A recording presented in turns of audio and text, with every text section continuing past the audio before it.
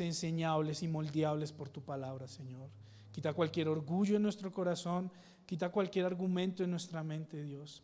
Que podamos recibir tu palabra, deseosos de ese alimento, hambrientos de tu palabra, Señor. En el nombre de Cristo. Amén.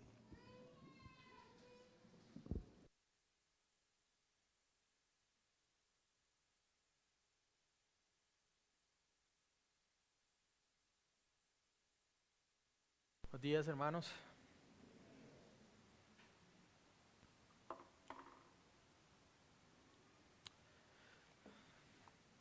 Llegó diciembre con su alegría, ¿no? Pues o dicen. Algunos tal vez con alegría, otros tal vez después de un año complejo, difícil, tal vez de aflicción, tal vez de pruebas. Pero nosotros aún en medio de eso tenemos razones para, no solo en esa temporada, sino todas las épocas, para gozarnos, para celebrar y para buscar al Señor. Amén. Así que, hermanos, quiero que me acompañen a Nehemías capítulo 10.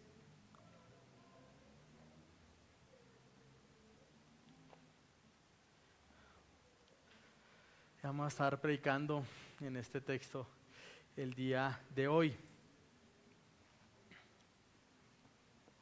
Y ya estamos sacando el tren de aterrizaje para terminar esta serie en la que hemos estado casi 2 años contando Esdras, tal vez. Y bueno, después, como les conté, vamos a estar predicando 2 Corintios, pero antes de eso vamos a hacer una serie que espero que no sea muy corta, en la que vamos a predicar acerca de 1 Timoteo, ¿no? Nosotros estamos en un proceso de escoger más pastores, diáconos, y también hay más personas que pueden estar deseando también eso, entonces es bueno y es bendición para la iglesia y para todos entender un poco más este tipo de cartas que son llamadas pastorales, para entender cuál es la labor del pastor, cómo debería lucir un pastor, y también de pronto pensar, bueno, ¿y será que yo soy llamado para esto? Y ser animados en eso, ¿no? Nehemías capítulo 10, dice la palabra del Señor. Voy a leer desde el 9:38, ustedes lo leyeron ahorita, y leo en adelante el 10. Dice: a causa de todo esto, nosotros hacemos un pacto fiel por escrito, y en el documento sellado están los nombres de nuestros jefes, nuestros levitas y nuestros sacerdotes. En el documento sellado estaban los nombres de Nehemías, el gobernador, hijo de Acalías, y Sedequías, Seraías, Azarías, Jeremías, Pasur, Amarías, Malquías, Atús, Sebanías, Maluc, Arim, Meremot, Obadías, Daniel, Ginetón, Baruc, Mesulán, Abías, Mijanín, Masías, Bijaí y Semaías. Estos eran los sacerdotes. Y los levitas: Jesúa, hijo de Asanías, Binui, de los hijos de Enadad, Cadmiel, también sus hermanos Sebanías, Odías, Kelita, Pelaías, Anán, Micaía, Rehob, Asabías, Sacur, Selebías, Senaías, Odías, Bani y Benuni.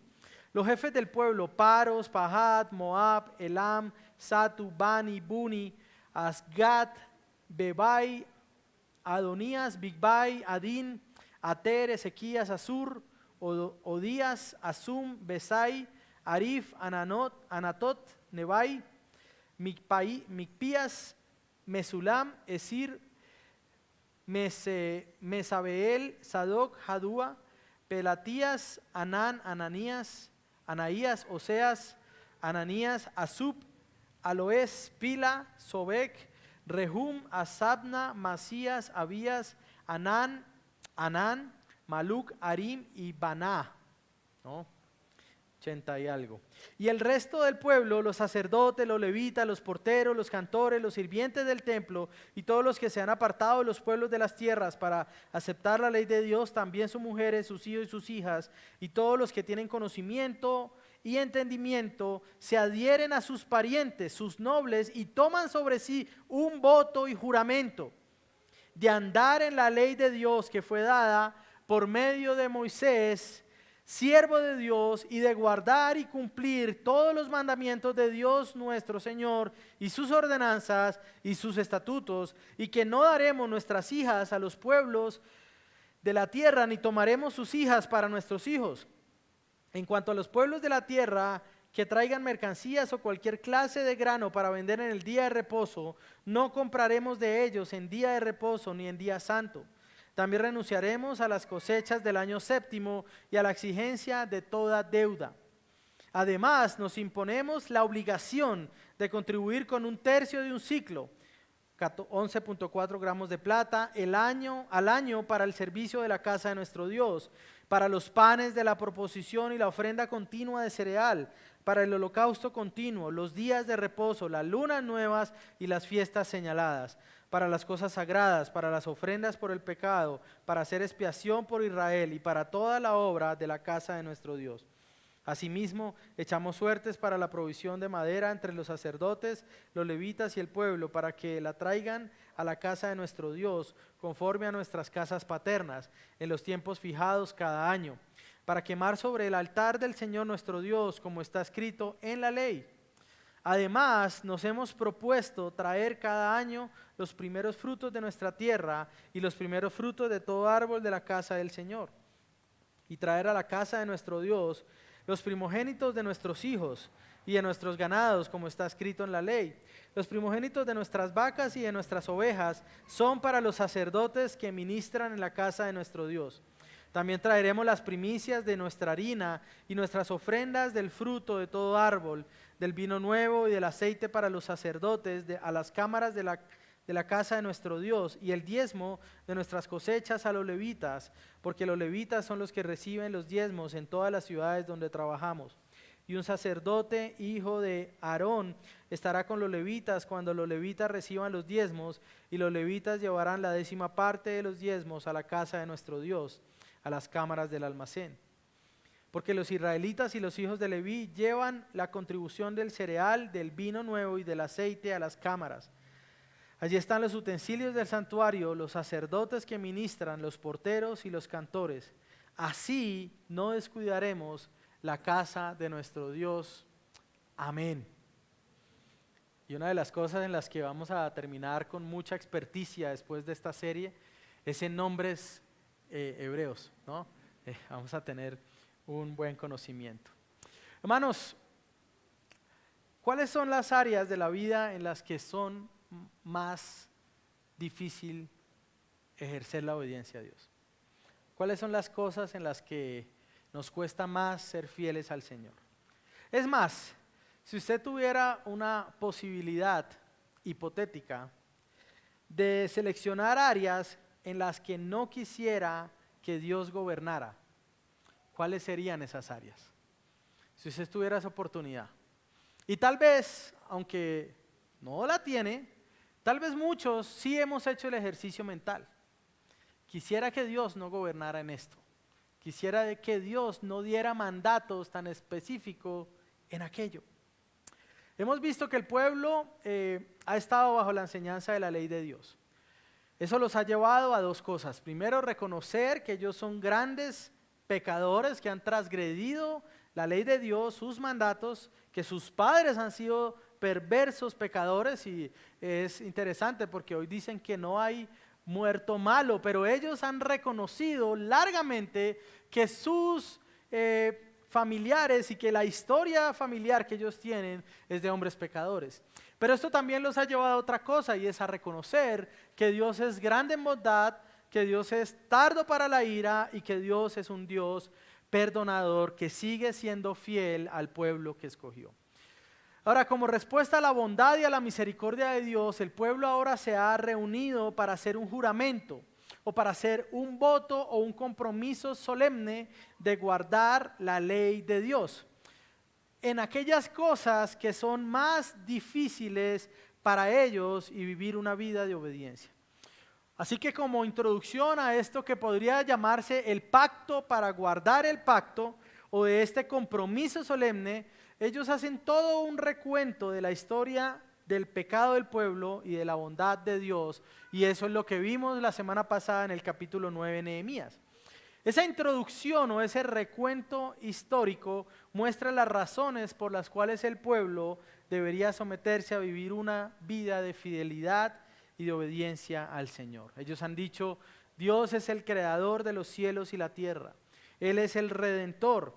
Él es justo, Él es santo, Él es fiel con su pueblo, y es por eso que ellos deben vivir para el Señor. Y en ese sentido es por eso que ellos también deben renovar su compromiso con el pacto que ellos mismos violaron. Es como aquella persona que transgrede y ha roto sus promesas, pero que una vez más viene a decir: quiero hacerlo bien, quiero ser fiel. Hoy entonces, la semana pasada abordamos esa introducción al pacto, y hoy abordaremos cuál es el contenido de ese juramento hecho por el pueblo, donde examinaremos qué cosas son a las que ellos deciden juntos comprometerse como pueblo de Dios para obedecer en adelante como respuesta a lo que ellos conocen de Dios. Y al abordar el contenido del juramento, mi deseo es que nosotros reconozcamos que todo aquel que pertenece a Dios debe andar en una obediencia agradecida y gozosa. Hermano, todo aquel que pertenece a Dios debe andar en una obediencia agradecida y gozosa.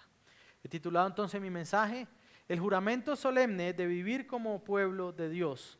El juramento solemne de vivir como pueblo de Dios. Y mis dos primeros puntos buscarán exponer el texto, en primer lugar, los nombres de los que hacen el juramento solemne, es decir, por qué es importante que esté esta lista de nombres. En segundo lugar, la obediencia que persigue el juramento solemne, versos 28 al 39. Y finalmente deseo hacer o hablar del juramento solemne del nuevo pacto, es decir, traer algunas conclusiones de este texto. Así que, mis hermanos, verso 1 al 27, no lo vamos a volver a leer, ¿cierto? Por amor al tiempo y a la dinámica del sermón. Los nombres de los que hacen el juramento solemne. Una vez más, como hemos visto en Esdras y como también hemos visto en Nehemías, nos encontramos con un registro de nombres de aquellos que están haciendo este pacto o compromiso con el Señor de guardar el pacto de Moisés.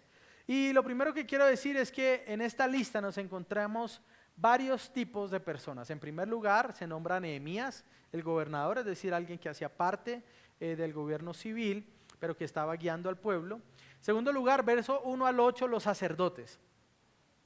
Los sacerdotes son los primeros que están en esta lista. En segundo lugar, los levitas, ¿no? Aquellos que pertenecían a esa tribu de Leví. Y en tercer lugar, versos 14 al 27, los jefes del pueblo, ¿no? Estos son aquellos que pertenecen al pueblo del Señor. Ellos son movidos a firmar ese compromiso solemne de volver a la ley del Señor y de tener vidas obedientes al pacto de Dios. Esta gente, este pueblo lo que está haciendo es venir a poner por escrito que ellos van a obedecer al Señor. Ahora, es necesario recalcar también, mis hermanos, que los pactos necesitan ser firmados para tener un efecto. No deberían haber compromisos, o no hay compromisos serios que sean dejados al aire, ¿no? O no sé cuántos de ustedes, los que están casados, tal vez no tienen firma de su contrato matrimonial, de su acuerdo matrimonial. ¿Cuántos de ustedes a la hora de firmar en la notaría estaría seguro si su cónyuge de un momento a otro dice: amor, lo siento, tengo que ir al baño, y tal vez después lo llama, definitivamente no pude volver, pero sigamos adelante, nos vemos en la casa más tarde, ¿no? Tal vez no entenderíamos que tenemos un compromiso serio, y veo con preocupación que tal vez hay algún caso, tal vez.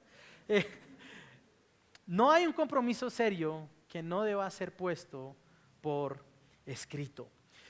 También, hermanos, dentro de este pueblo hay algo claro: son distintos tipos de personas las que componen al pueblo. Ahora, aunque ellos son parte del pueblo de Dios, dentro del pueblo no todos son llamados a ser separados para un servicio especial en lo referente a los sacrificios y en lo referente al mantenimiento del templo. Es decir, todos son parte del pueblo de Dios, pero no todos son sacerdotes o no todos son levitas. Algunos son llamados, en este caso, en el caso del Israel del Antiguo Testamento, era un llamado por herencia. Es decir, era un llamado del cual usted no podía escapar. Si su papá era descendiente de Leví, usted no tenía opción. Usted iba a ser levita. Pero si su papá aparte era descendiente de Aarón, que era de la tribu de Leví, usted no solo era levita, sino que también estaba llamado a ser sacerdote, ¿no?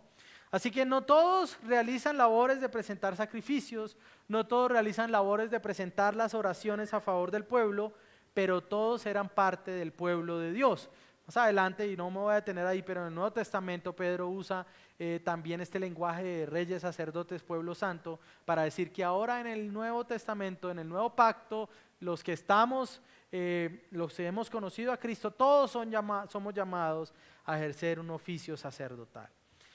Este pueblo, hermanos, ha sido expuesto a la ley del Señor, se ha arrepentido al escuchar la ley del Señor, ha venido a buscar el favor de Dios, ha venido a orar a Dios, y como resultado de reconocer que ellos son de Dios y que lo han ofendido, vienen ahora a realizar este compromiso solemne. Es decir, al venir a afirmar, ellos lo que dicen es: Señor, nosotros hemos transgredido tu ley, nosotros te hemos ofendido a ti, pero nosotros somos tuyos y nosotros queremos vivir como si fuéramos tuyos.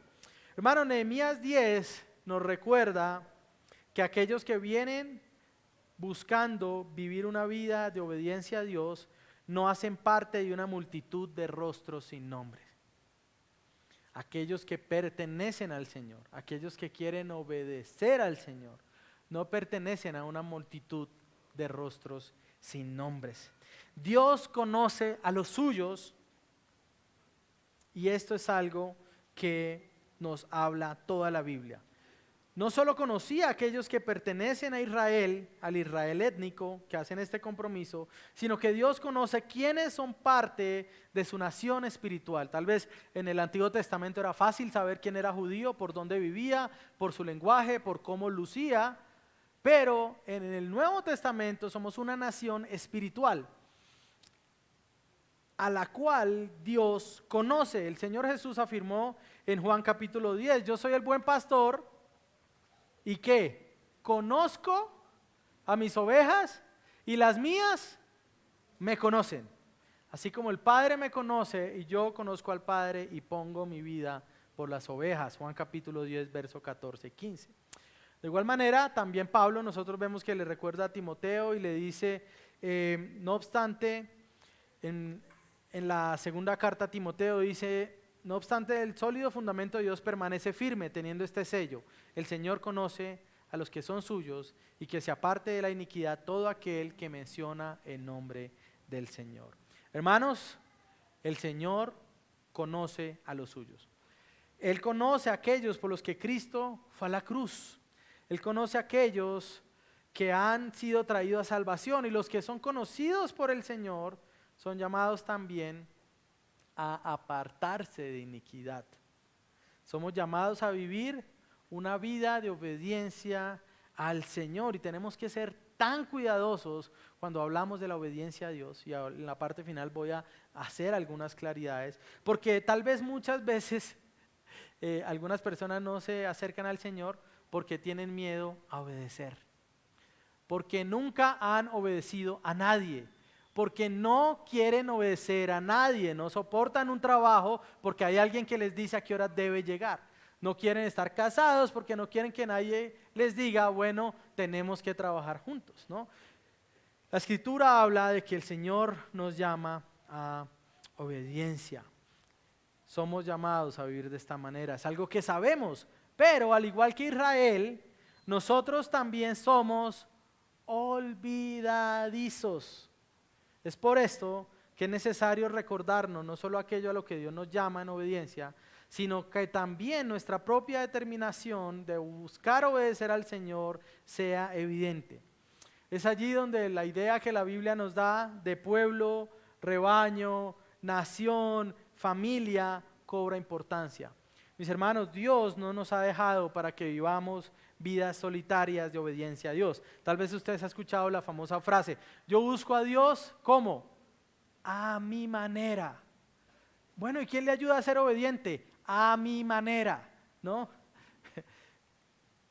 Muchos dicen que creen en Dios y que lo buscan a su manera, pero Dios no nos ha dejado vivir a nuestra manera. Dios conoce a los suyos y los suyos también deben saber con quiénes cuentan para peregrinar en la vida de fe. Mis hermanos, es necesario poner nombres a los rostros de quienes dicen que quieren vivir para el Señor. Es necesario ponerle nombres a esos rostros. Ahora, esa lista era una lista de representantes. Recordamos que era un número entre 40,000 y 50,000 más o menos parte de los exiliados. Así que no era una lista en la que todos habían firmado individualmente, más porque la lista se hace en una sola ceremonia. Entonces lo que vemos es que estas 80 y tantas personas que están allí representan a todo el pueblo. Están representantes de los sacerdotes, representantes de los levitas y representantes de las familias laicas, es decir, de las familias que no pertenecen a la tribu de Leví. Exactamente habían 21 sacerdotes, 17 levitas, 44 jefes laicos. Ahora, hermanos, este pasaje, como muchos otros, se nos confirma no solo la necesidad, sino la idea de que el pueblo de Dios siempre, desde el Antiguo Testamento, el pueblo de Dios siempre ha sabido quiénes son. El pueblo de Dios siempre ha reconocido quiénes pertenecen a Él. Ahora, si bien este pasaje puede que no dé un mandato explícito, por ejemplo, sobre el pacto de membresía, sí nos provee un principio del Antiguo Testamento, ¿no? Y qué interesante, Dios siempre trae las cosas en orden, ¿no? Hoy vamos a recibir a 25 nuevos miembros en la iglesia, ¿no? Así que este pasaje no define o manda explícitamente, pero sí provee un principio útil del Antiguo Testamento. Los que han vuelto del exilio y los que se comprometen a vivir una vida santa pueden ser identificados, pueden reconocerse el uno al otro. Así que cuando nosotros practicamos la membresía de la iglesia, podemos decir que estamos siguiendo el precedente que el pueblo de Dios siempre ha tenido. El pueblo de Dios siempre ha sabido quién es. Y a veces cuando nos levantamos contra la idea de saber quiénes somos, de tener un compromiso formal, de tener nombres en nuestros rostros, negamos la idea de que durante toda la Biblia siempre el pueblo de Dios sabe quiénes son, ¿no? Y nosotros como iglesia también hemos querido saber quiénes somos, ¿no? Así que aquellos que pertenecen al Señor y que buscan vivir para Él son identificables. Dios los conoce, pero también ellos saben quiénes son. Estos son los que se comprometen a vivir en obediencia. Y el resto del capítulo nos muestra aquellas cosas a las que ellos entonces se comprometen. Y esto me lleva a mi segundo punto, versos 28 al 39. La obediencia que persigue el juramento solemne. Y antes de abordar aquellas cosas que el pueblo se ha determinado comprometido a obedecer, quiero notar dos cosas. En primer lugar, el verso 28 nos dice lo siguiente: el resto del pueblo, los sacerdotes, los levitas, los porteros, los cantores, los sirvientes del templo y todos los que se han apartado de los pueblos de las tierras para aceptar la ley de Dios, también sus mujeres, sus hijos, sus hijas y todos los que tienen ¿qué? Conocimiento y entendimiento, se adhieren a sus parientes y hacen este voto, ¿no? Aquellos que se conocen son los que entran en esta relación y los que también pueden entender. Ellos también afirman hacer este compromiso solemne. Hermanos, los israelitas tenían un profundo entendimiento sobre la responsabilidad de los padres. No solo la enseñanza de los hijos, sino siendo ejemplo en llevarlos a obedecer al Señor. Mis hermanos, quiero decirle algo que es lo que vemos en todo el patrón bíblico. Y si usted es padre, le voy a dar una noticia. Los padres son los que guían y encaminan a los hijos. no los hijos los que determinan hacia dónde va la familia. Antes de este exilio, usted no iba a ver un padre de familia judío preguntándole a su hijo de 4, 5, 10, 15 o la edad ya de reconocerse adulto, ¿será que quieres ir a Jerusalén? ¿Será que te place entrar en este exilio y caminar? No, los padres son los que guían a los hijos y determinan hacia dónde va el hogar. Ahora, lo determinan y lo hacen guiando de manera amorosa, de manera servicial, de manera misericordiosa, ¿no? No es una especie de dictadura pesada no, es un liderazgo amoroso, pero liderazgo, ¿no? Así que quiero anotar esto y en segundo lugar, el verso 29, lo que estaba haciendo este pueblo era un voto, era un juramento de andar en los caminos del Señor. Ellos se comprometen en 3 áreas principales. Estas áreas no abarcan a detalle toda la ley de Moisés, pero sí apuntan a cosas en las que ellos han fallado gravemente y en que eran también particularmente atacados en el momento en que vivían y en su contexto. El carácter de estas leyes en las que se comprometen hacen que tenga cierta urgencia o importancia cumplirla. Es decir, ellos traen 3 áreas principales de la ley de Moisés que creo yo que son 3 áreas en las que todos nosotros tenemos mayor dificultad o la gran mayoría para obedecer al Señor. ¿En qué hacen voto entonces? Versículo 30, no tener matrimonios mixtos, ¿no? Es decir, no casarse con aquellos que no pertenecieran al pueblo de Israel.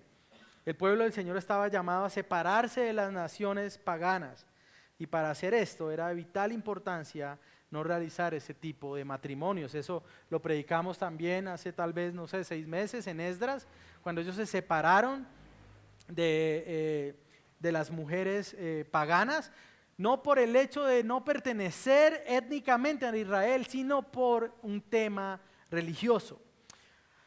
Ellos se comprometen a no dar a sus hijos para casarse con mujeres paganas, ni tampoco dar a sus hijas para casarse con hombres que no pertenecieran al pueblo.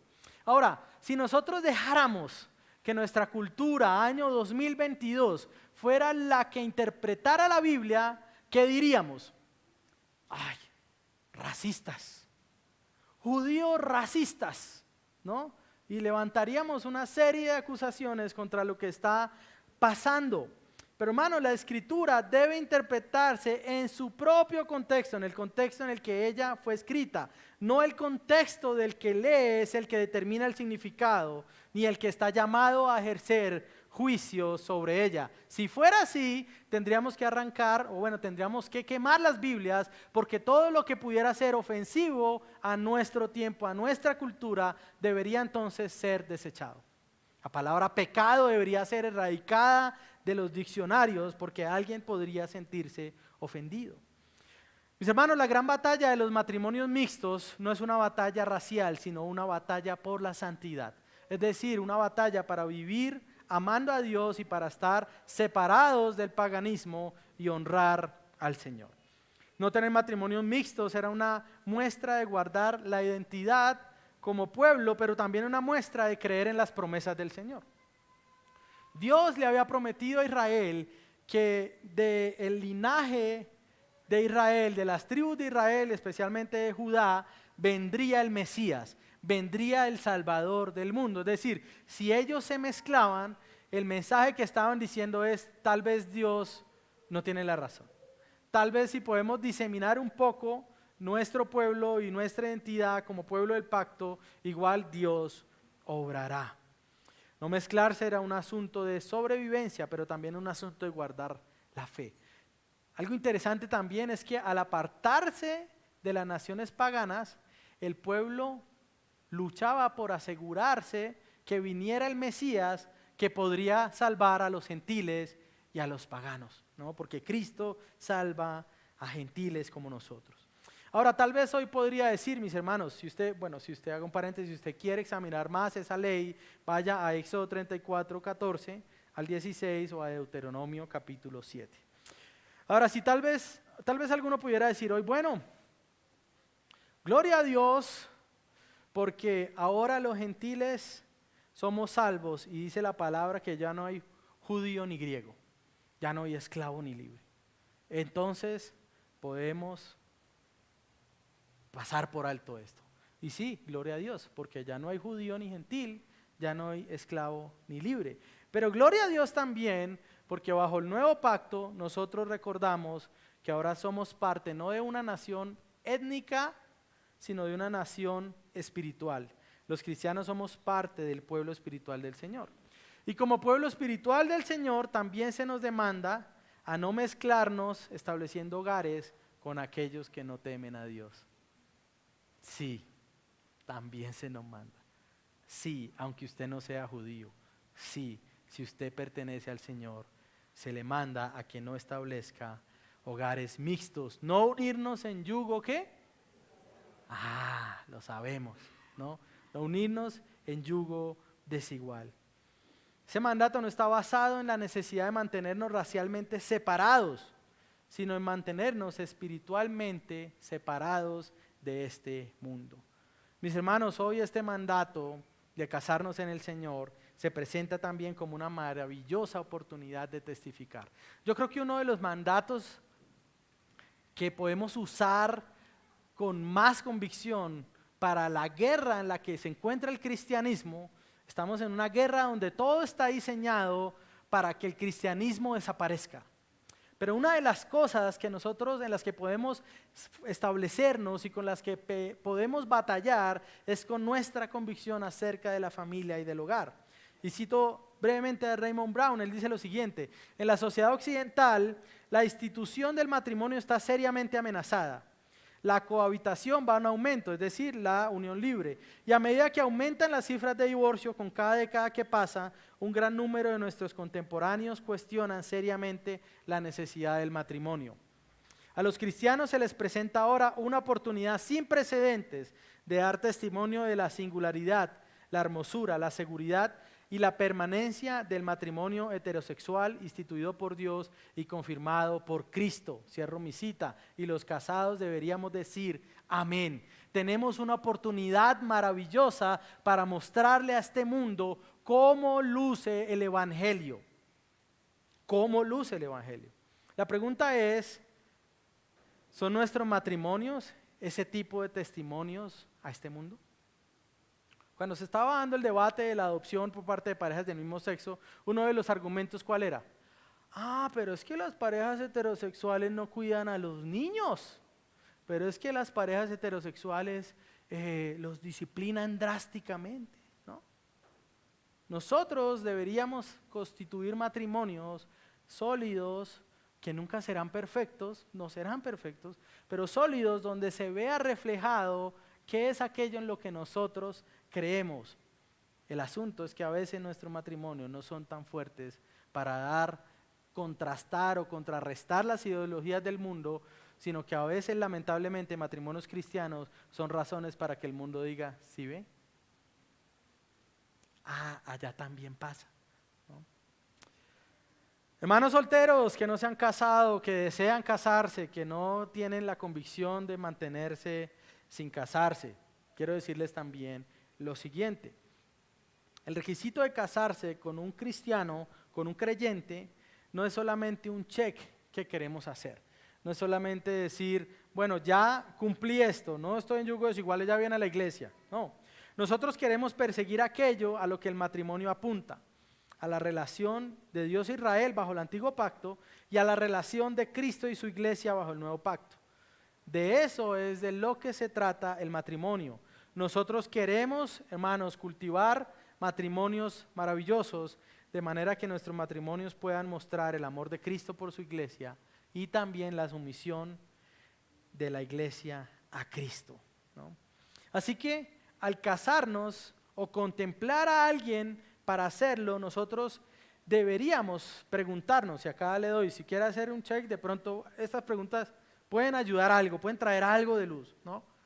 ¿Cómo este matrimonio podría darle gloria a Dios? Usted está ahí, no se ha casado aún, está pensando, dicen que ya está en edad, está orando al Señor, es un hombre trabajador, una mujer que está contemplando esto, debería preguntarse cómo este matrimonio puede darle gloria a Dios. ¿Cómo unirme con esta persona me ayuda a ser un mejor cristiano? Usted debería preguntarse eso. ¿Cómo unirme con esta persona me ayuda a ser mejor cristiano? ¿Cómo unirme con esta persona me ayuda a ser un mejor servidor? Hermano, el matrimonio se trata de Dios antes que de nosotros. Pero tristemente lo que pensamos generalmente es cómo este cónyuge o posible cónyuge podría satisfacer mis necesidades emocionales, sexuales, de estabilidad financiera. A veces pensamos que el matrimonio se trata de nosotros y hacemos las preguntas incorrectas. Yo sé que si usted está casado, tal vez se hizo las preguntas incorrectas. O sé que tal vez si usted está pensando en eso, en casarse, se esté haciendo preguntas incorrectas. Y tal vez por eso, hermano, usted aún no ha podido casarse.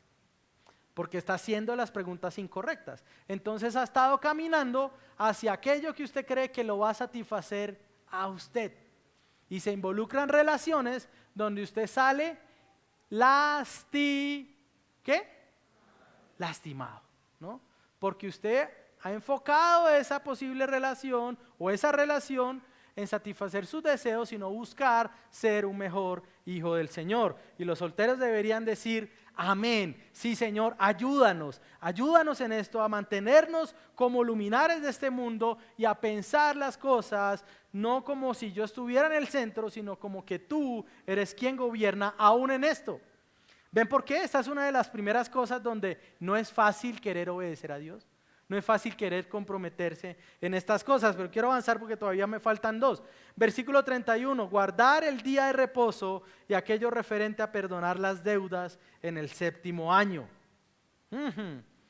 Verso 31. En cuanto a los pueblos de la tierra que traigan mercancías o cualquier clase de grano para vender en el día de reposo, no compraremos de ellos en día de reposo ni en día santo. También renunciaremos a las cosechas del año ¿qué? 7º y a la exigencia de toda deuda. Si usted quiere profundizar de esto puede ir a Deuteronomio 15 o a Levítico capítulo 25. Ahora el voto solemne que están haciendo es un compromiso relacionado al día de reposo y al manejo del 7º año, conocido también como el día de la remisión o un año también de reposo, un año sabático que se conoce. Ellos se comprometen en tener una vida en la que no aceptarán trabajar el día de reposo, sino en guardarlo para el Señor. Lo otro que mandaba la ley es que cada 7 años, el día de reposo que hacía, el Shabbat, ellos no trabajaban y no hacían ninguna labor. Ahora, estamos hablando de una cultura agrícola y también pastoril, ¿no? Es decir, que no trabajar un día, ¿qué pasaba? Pues ese día no había ingresos o ese día no estaban acercándose más a tener el ingreso que querían. Pero no solo eso, la ley de Moisés que ellos estuvieron leyendo decía que cada 7 años ellos tenían que perdonar las deudas de los que les debieran y cada 7 años tenían que dejar descansar la tierra. Nuevamente, una cultura agrícola y pastoril. Si usted dura un año sin trabajar la tierra, ¿qué pasa? No sale la cosecha, ¿no? Entonces, fíjese, interesante, ¿no? Dios les dice, mire, ese 7º año, ustedes no van a trabajar. Lo que produzca la tierra, naturalmente, lo van a recoger, pero tranquilos, el año 6º, les voy a proveer más de lo que necesitan, para que ustedes puedan llenar sus graneros y para que puedan estar descansando todo el año. Y yo si pregunto hoy, ¿quiénes quisieran tener un año sabático cada 7 años? Yo creo que nadie sería tan insensato para decir que no. Todos quisiéramos tener un año sabático cada 7, ¿no? Es más, yo pienso que deberíamos trabajar para poder hacerlo. Pero esta enseñanza no se trata de imponer esa carga porque no es el propósito del texto, es lo que ellos hacían conforme a la ley de Moisés. Pero súmele algo, no solo usted no va a trabajar el año 7º, los que le deban plata, usted va a perdonar esas deudas. No solo no va a recibir, sino que aquella deudita que de pronto usted dice, bueno, esto me va a sostener el año séptimo, no la va a cobrar, la va a perdonar, ¿no? Se necesita mucha fe para querer cumplir ese mandato. Se necesita compromiso con el Señor y se necesita una convicción profunda de que el Señor es mi sustentador para desear cumplir un mandato como esos. Pero hermanos, lo que sí somos llamados es a guardar el día de reposo también. El Nuevo Testamento nos habla acerca de esto. Deberíamos negarnos. Es más, nosotros somos llamados a negarnos a actividades que tropiecen con el día que el Señor nos manda para reunirnos a adorar, a orar, priorizar en ese día las cosas del Señor. Guardar el día de reposo para los judíos y el año de la remisión mostraba que ellos tenían un profundo sentido de dependencia de Dios. Hermano, ¿cómo está su dependencia del Señor? ¿Cómo está la dependencia que usted tiene del Señor aún en las cosas que necesitamos en este mundo? Guardar el año sabático del séptimo año era dejar esa tierra descansar. Si usted quiere verlo, si usted trajera algo de hoy allá, usted podría decir, la Biblia se interesa en el cuidado de la tierra. Claro que sí. Y tal vez si hiciéramos eso a nivel global, las condiciones que dicen los que dicen que saben serían diferentes, ¿no? Pero no lo hacemos porque queremos tener todo el provecho que queramos, ¿no? Es más, si el día tuviera 30 horas, yo trabajaría no 18 como trabajo ahora, sino 22, ¿no? Para aprovechar más, para tener más. ¿Cómo está nuestra dependencia del Señor, mis hermanos? Pero también ellos se comprometen a cumplir aquello que la ley demandaba en cuanto a perdonar esa deuda, ¿no? Perdonar deudas, buscaba ayudar para que no hubieran necesitados entre ellos. Mis hermanos, como iglesia el Señor no nos manda a algunas de estas cosas conforme a la ley de Moisés, pero sí nos llama a tener esta convicción de ser generosos en el uso del dinero, ser responsables en el uso del dinero y en lugar de aprovecharnos del que tiene necesidad y tratar cobrarle con intereses altos, buscar ayudar y a servir a nuestros hermanos para que ellos puedan proveer a sus vidas sustento. Y la tercera cosa, fácil obedecer al Señor en el tema de no matrimonios mixtos, o también podríamos hablar de integridad sexual. Difícil. Fácil confiar en el Señor en el día de reposo, tampoco es fácil. Pero esta también es difícil. Verso 32 al 39 era cumplir lo mandado respecto a los recursos para la adoración, incluyendo el sustento de levitas y sacerdotes. Y yo creo que esta es la campeona. Yo creo que esta es la más difícil. Ahora, lo interesante, hermanos, fíjense, hemos leído 39 versículos que habla del contenido de este pacto o promesa. Los 27 versículos primeros, ¿qué son? La lista de los que firman, la lista de los nombres. Es decir, que quedan, ¿cuántos versículos? 27 menos 9, 39 menos 27. 39 menos 27, ¿cuánto es? 12 versículos que hablan acerca de estos mandatos de obedecer, de estos compromisos. Y de esos 12, 8 hacen referencia a esta última área, el uso del dinero en referencia a cómo adoro a Dios o a sostener la adoración al Señor. Ahora, ellos no solo se han comprometido en generosidad hacia el prójimo, en lo referente al perdón de deudas, sino que también recuerdan aquellos mandatos de la ley respecto a los deberes para el sostenimiento del culto, los sacerdotes y los levitas. Hay un patrón en cada uno de esos versículos.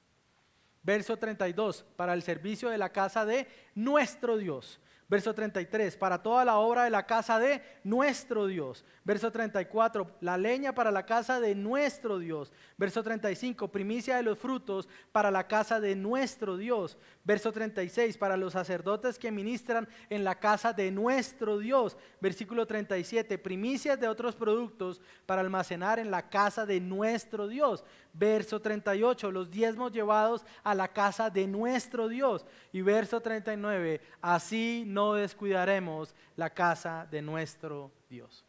Ahora, mis hermanos, antes de introducirme más en este punto, quiero decir lo siguiente. Estos hombres acaban de confesar y reconocer en el capítulo 9 que Dios es ¿qué? Lento para la ira, que Dios es perdonador, ¿no? Que Dios es bondadoso, que Dios es misericordioso. La pregunta es, para estos judíos, ¿dónde se manifestaban estas cosas? ¿Dónde era visible que Dios era perdonador? ¿Dónde? En el templo. ¿Por medio de qué? De los sacrificios que ofrecían ¿quiénes? Los sacerdotes y los levitas.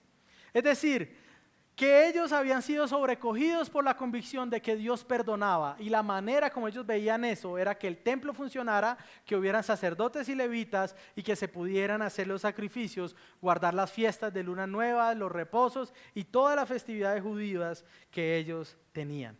Es por eso que al declarar la bondad de Dios son movidos a esforzarse en los mandatos que buscan sostener todo el sistema sacrificial. Ahora también vemos en medio de esos mandatos del sostén del templo y del sistema sacrificial un sentido ético y un sentido de seriedad, ¿no? Y eso lo podemos ver en el versículo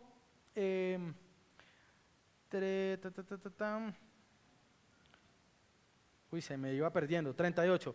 Y un sacerdote, hijo de Aarón, estará con los levitas cuando los levitas reciban los diezmos.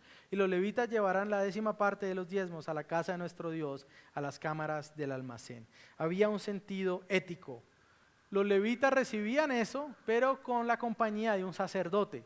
Eso aseguraba que los diezmos fueran traídos de una manera pacífica, pero no solo eso, sino que también fueran protegidos de fraude, ya sea de los levitas y sacerdotes hacia el pueblo o del pueblo hacia los levitas, ¿no?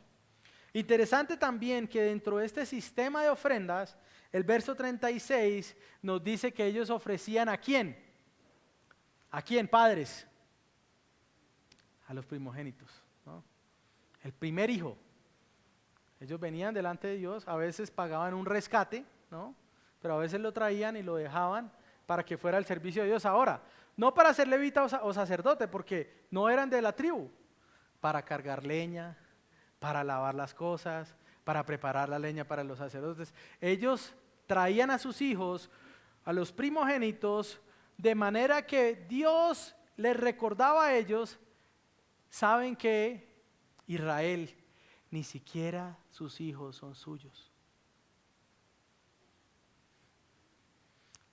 ¿Cuántos de ustedes, padres, han dejado su hijo al cuidado de otro?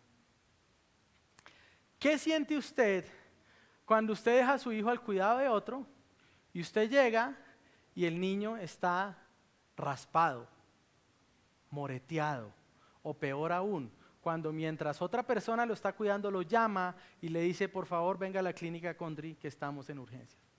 ¿Qué sentimientos alberga su corazón? Seamos sinceros, no voy a nombrarlos acá. Tal vez algunos sentimientos son innombrables para un cristiano. Piense en cómo Dios ve la manera como usted está tratando a los hijos que le pertenecen a Él. Cuando usted no ora con ellos, cuando usted no les dice quién es el Señor, cuando usted no se preocupa por lo que ven en el colegio, cuando usted no provee las cosas que ellos necesitan, cuando usted les habla toscamente o no los ama, cuando no pasa tiempo con ellos. Hermano, usted puede estar en problemas hoy. Y no voy a ahondar más acá porque quiero seguir adelante y terminar, me quedan 15 minutos, ¿no? Ni siquiera sus hijos son suyos. Para los israelitas, hermanos, no era asunto de escoger la generosidad en el uso de su dinero. el Señor no había dicho en la ley de Moisés, sé generoso con el prójimo o aporta a lo referente al templo y los sacerdotes, ¿no? Él no había dicho, tú tienes que escoger hacer esto o hacer lo otro. Tú tienes que hacer las dos cosas. Tú tienes que ser generoso con tu prójimo y tú tienes que aportar para que se sostenga el sistema de sacrificios, ¿no? Ahora es interesante porque hoy mucha gente dice, ay no, yo, ¿para qué dar allá? Yo mejor hago un mercado y se lo doy ¿a quién? A los pobres. El asunto es que tampoco hacen mercado, ¿no? Hermanos, Dios nos ha dado la opción de escoger. O ayuda a su hermano en necesidad o aportan no hay una opción. Debemos hacer las dos cosas, ¿no? Ahora, Juan habla de esto también, el apóstol Juan. Dice, el que tiene bienes de este mundo ve a su hermano padecer necesidad y cierra contra él su corazón. ¿Cómo puede morar el amor de Dios en él? Ahora, quiero hacer una claridad. Este texto no enseña que usted tiene que traer las primicias, que usted tiene que guardar todo el sistema de ofrendas tal como se hacía en el Antiguo Testamento.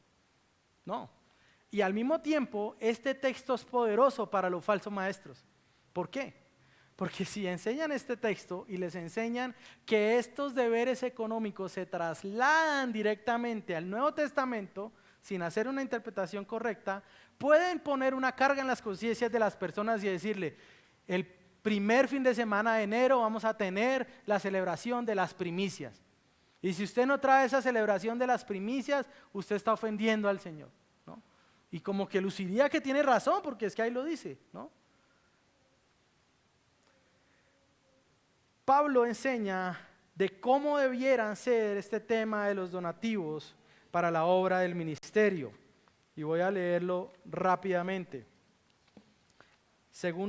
Primera de Corintios, capítulo 9, versículo 1, dice lo siguiente. Primera de Corintios 9. En estos textos tampoco voy a ahondar tanto, pero sí vamos a tener una serie de Segunda de Corintios, entonces hay esperanza. Dice, Primera de Corintios 9, verso 3.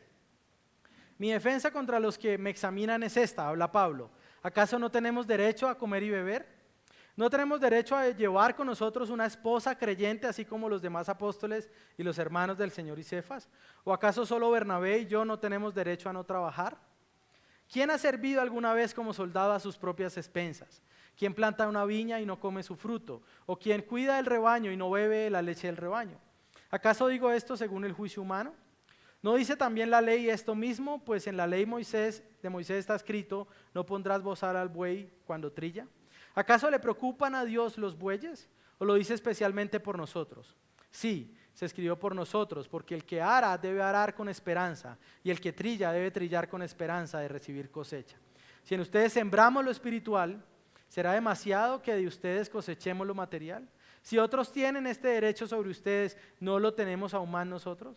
Sin embargo, no hemos usado este derecho, sino que sufrimos todo para no causar estorbo al evangelio de Cristo.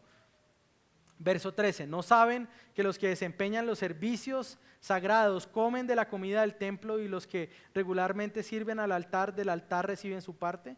Así también ordenó que el Señor, que los que proclaman del evangelio, vivan del evangelio. Pero ¿cómo vivir? No, ese es tema de otra discusión. El pastor no debe ser reconocido como una estrella, ¿no? Por allá, uy, qué chévere ese pastor, porque, ¿no? Y esta señora política nos ha puesto en el debate otra vez, ¿no? Ella lo que no sabe es que tal vez el 95% de las iglesias pagan un sueldo mínimo o no pueden pagarle ni siquiera eso a sus pastores, ¿no? Ella cree que todos andamos en Forerunner y todas esas cosas. Pablo dice, el que proclama el evangelio debe vivir del evangelio. La Biblia sí nos habla en el Nuevo Testamento de la manera como nosotros debemos dar, ¿no? Ahora, otro texto que nos da un contexto amplio de cómo los creyentes deben dar es 2 Corintios capítulo 9. Y si usted hoy viene a la iglesia por primera vez, contemplen que tal vez en 8 meses vamos a ver este texto de manera profunda, detallada, nos vamos a sumergir allí. Dice lo siguiente: pero esto digo, el que siembra escasamente segará, y el que siembra abundantemente, abundantemente segará. Que cada uno dé como propuso en su corazón, no de mala gana ni por obligación, porque Dios ama al que da como con alegría.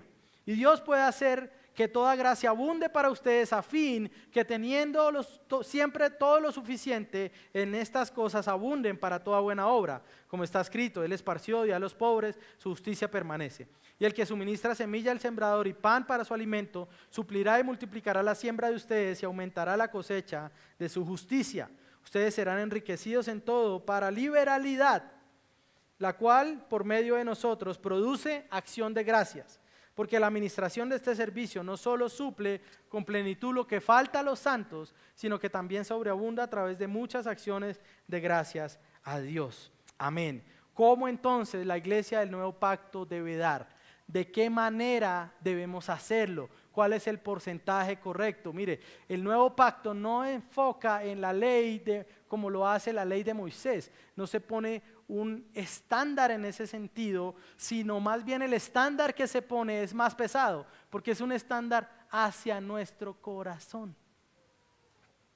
Debemos dar con corazón alegre, debemos dar conforme haya prosperado, debemos dar de manera sistemática y regular, de manera sacrificial, reconociendo que el que nos da todas las cosas es el Señor, con la convicción de que es necesario que el reino avance y que mis donativos ayudan a eso, no por necesidad. Es decir, nosotros no ofrendamos para torcerle el brazo a Dios o para asegurarnos una buena prima. Nosotros damos al Señor porque todo pertenece a Él, porque Él me ha puesto a mí como administrador y yo busco ser fiel en eso.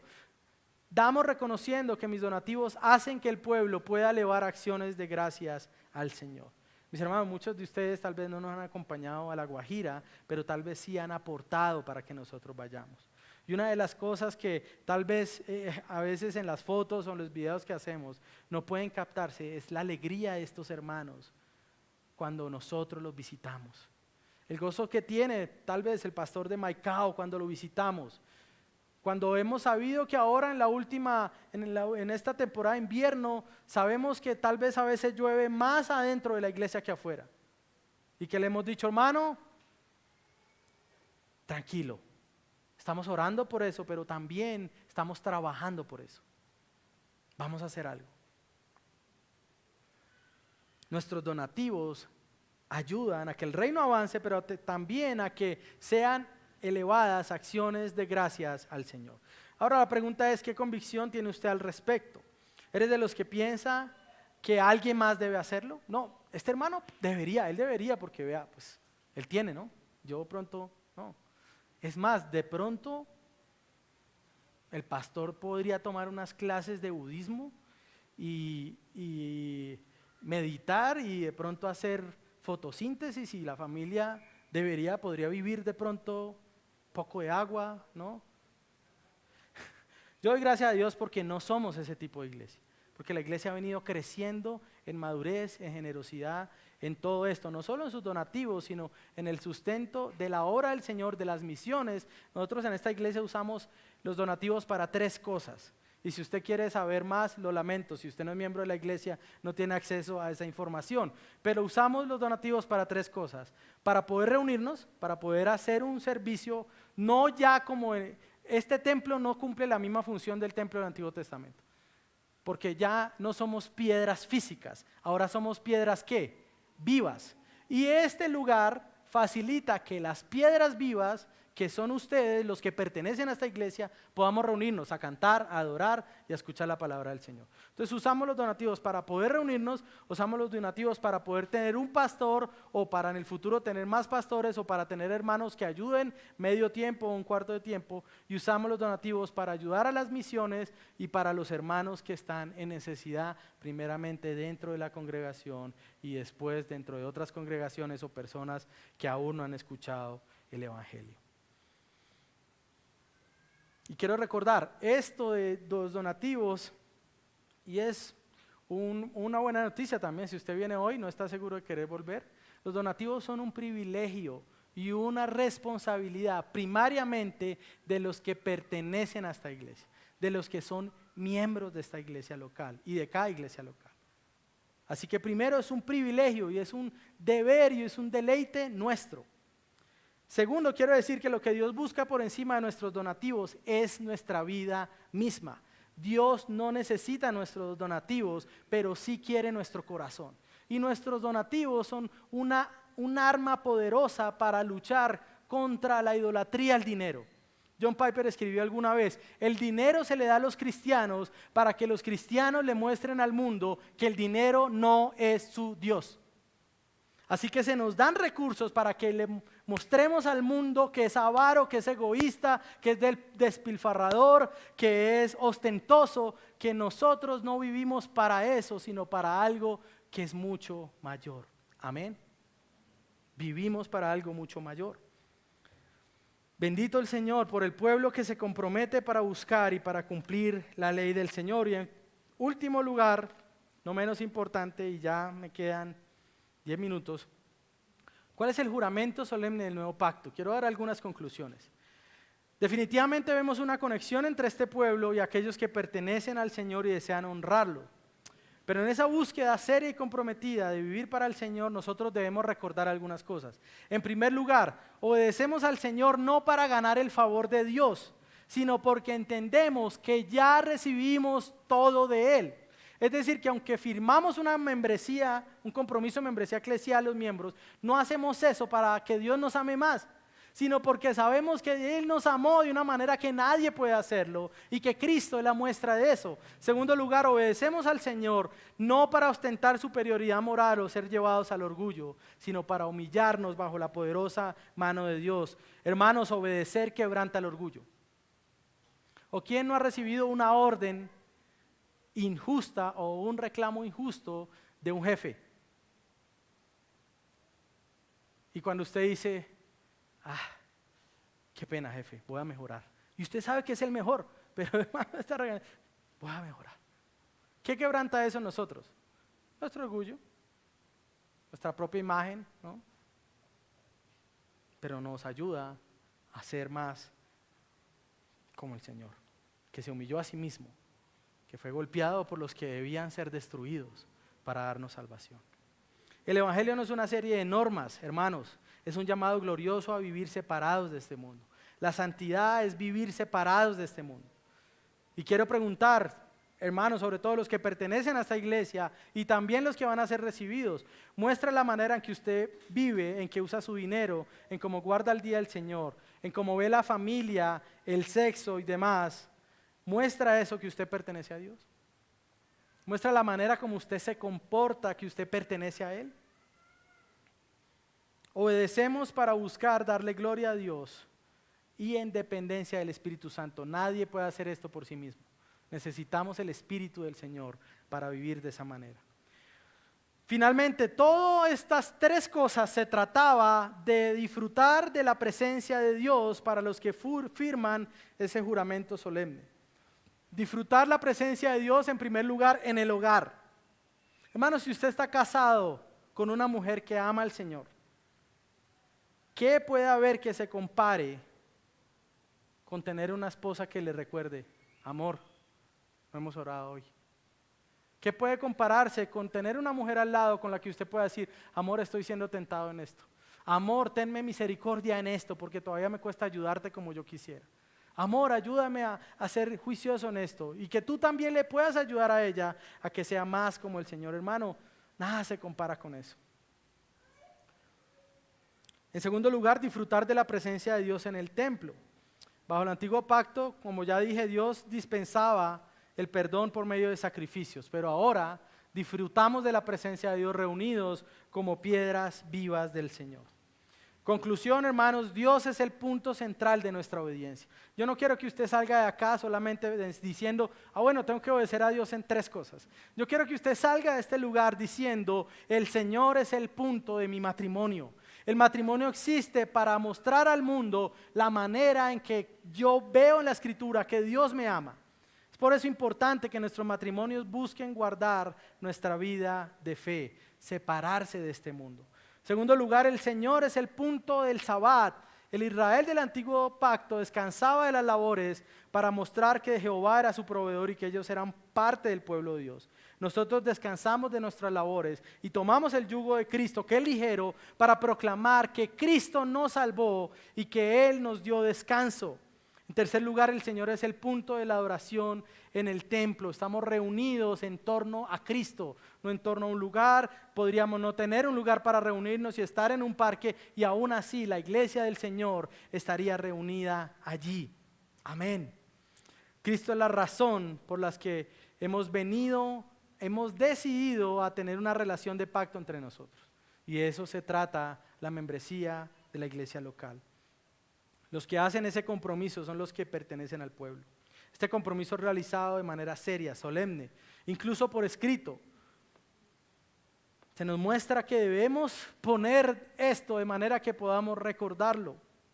Hermanos, quiero decir esto también a los que nos visitan. Nosotros los amamos. Amamos a los visitantes. Amamos a las personas que nos acompañan un domingo, 2 domingos, 3 domingos, 100 domingos, 200 domingos. Pero anhelamos que usted sea parte de esta familia. Si usted nos sigue visitando, lo vamos a amar. Pero anhelaríamos que usted buscara pertenecer a una familia de fe, ya sea esta o ya sea otra, donde se predique sanamente el Evangelio del Señor. ¿Y qué si he transgredido estas cosas? Pastor, ¿qué hago si yo he transgredido todo lo que usted dijo hoy? Si yo no he obedecido en nada de lo que usted dijo hoy. Yo quiero decirle que hay esperanza, porque yo también he transgredido una o todas en algún momento, y tal vez aún lucho para no transgredirlas. La esperanza la encontramos en Nehemías 9. Fueron tercos y eligieron un jefe para volver a su esclavitud de Egipto, pero tú eres un Dios compasivo, un Dios de perdón, clemente y compasivo, lento para la ira y abundante en misericordia, y no los abandonaste. Y así tampoco el Señor nos abandonará a nosotros, hermanos. Tenemos esperanza. Todos somos puestos en este espejo y decimos, estoy mal. Pero también en ese espejo podemos voltearlo y ver a la palabra y ver a Cristo. Y podemos decir, sí, porque Él sí lo hizo. Sí, porque Él sí supo que es darse todo para la salvación de pecadores como nosotros. Tengo esperanza porque Él es el que ama a su iglesia como yo no puedo amar a mi esposa. Y en Él es el que yo tengo esperanza para vivir. Tengo esperanza en poder buscar guardar el día del Señor por encima de cualquier responsabilidad, por encima de que la hora extra me la paguen el doble o el triple, por encima de cualquier cosa, para venir a decir, yo pertenezco a Él y Él es mi sustentador. Hermanos, tenemos esperanza. Bendito el Señor porque tenemos esperanza. Si no tuviéramos esperanza, no estaríamos acá. Yo me tendría que bajar si no tuviéramos esperanza, porque también soy un hombre débil. Pero gloria a Dios en las alturas por su palabra. Padre, gracias por tu escritura, Señor. Gracias por estos 3 ámbitos donde tú nos recuerdas cómo debería lucir nuestra obediencia, Señor. Ayúdanos porque todos somos hallados faltos, Señor. Todos somos hallados como débiles, pero tú eres hallado como un Dios fiel, como un Dios clemente. Eres hallado como un Dios perdonador. Eres hallado como un Dios de